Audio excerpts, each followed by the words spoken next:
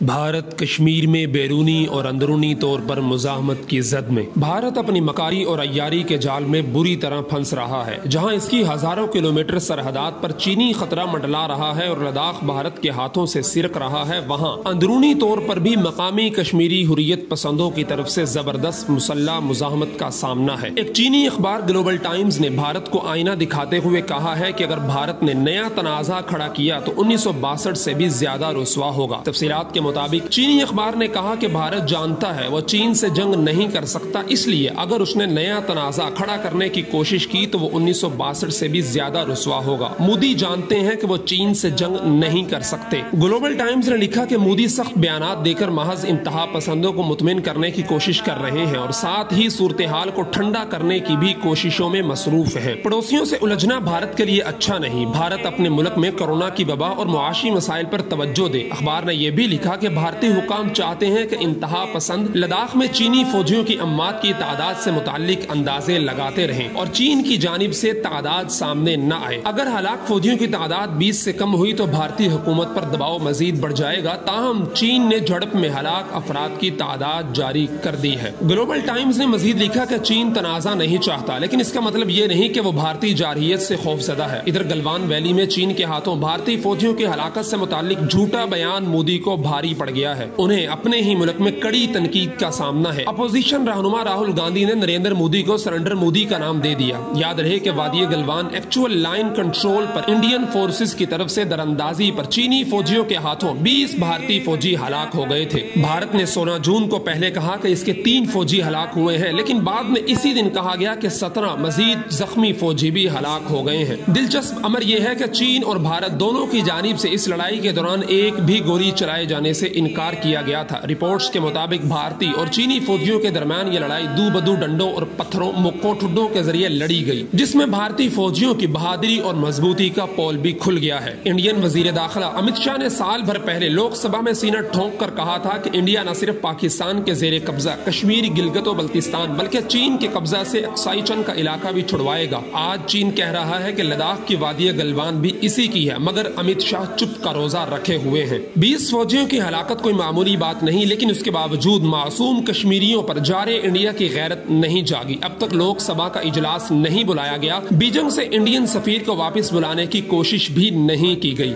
किसी आम से हुकूमती ओहदेदार या फौजी अफसर के मुंह से ये तक नहीं कहलवाया गया कि करारा जवाब मिलेगा या घुस के मारेंगे। ये तक नहीं कहा गया कि इंडिया अपनी मर्जी के वक्त और मकाम पर मुनासिब जवाब देने का हक महफूज रखता है। वाज़ेह रहे कि चीन और भारत में सरहदी तनाज़ा 1959 में उस वक्त पैदा हुआ जब भारत ने चुपके से चीन को बताए बगैर 3000 किलोमीटर हिमालयाई सरहदी इलाके के नक्शे जारी किए, जिसमें तिब्बत के काफी सारे इलाकों को भारत का हिस्सा दिखाया गया, जबकि चीन का मशरकी लद्दाख, जनूबी तिब्बत और अक्साई चंद के इलाकों का दाई था। भारतीय शायदशुदा नक्शों से दोनों ममालिक में तनाजात का आगाज हुआ, जो 3 साल बाद 1962 की जंग में तब्दील हो गया। एक तरफ भारत को चीन के हाथों सरहदात पर हजीमत का सामना है, तो दूसरी तरफ मकबूजा कश्मीर के अंदर से हुर्रियत पसंद मुजाहिदीन की सख्त मुजाहमत से दो चार है। इस पर अवामी नफरत मुस्तजाद अभी इसी 2 माह के दौरान 320 दिनों से अज़ियतनाक गैर इंसानी लॉकडाउन के दौरान मकामी हुर्रियत पसंद कश्मीरी मुजाहिदीन के हाथों भारतीय सूरमाओं को धूल चाटनी पड़ी है। तफसीलात के मुताबिक शूपियां, इस्लामाबाद, दारुल हुकूमत श्रीनगर में तकरीबन 3 बड़े बड़े मार्के हुए, जिसमें मुतअद्दिद भारतीय फोर्सेस के सिपाही जान से हाथ धो बैठे, जबकि इन मार्कों में डॉक्टर सैफुल्ला और 2 दिन पहले एक PhD स्कॉलर हिलाल अहमद, जो कि हाल ही में मुजाहिदीन की सफों में शामिल हुए थे, शहीद हो गए। काबिल गौर बात यह है कि कश्मीरी मुजाहमत अब सिर्फ मजहबी नौजवानों तक नहीं रही, बल्कि मॉडर्न आला तालीम याफ्ता हुर्रियत पसंद भी भारतीय सूरमाओं के होश ठिकाने लगा रहे हैं।